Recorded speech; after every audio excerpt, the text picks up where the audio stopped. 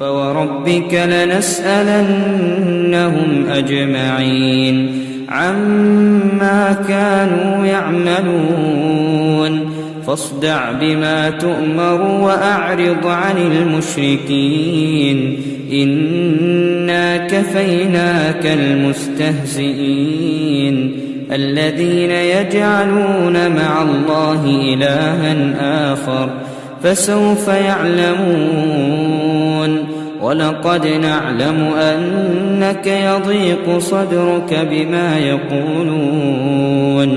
فسبح بحمد ربك وكن من الساجدين واعبد ربك حتى يأتيك اليقين.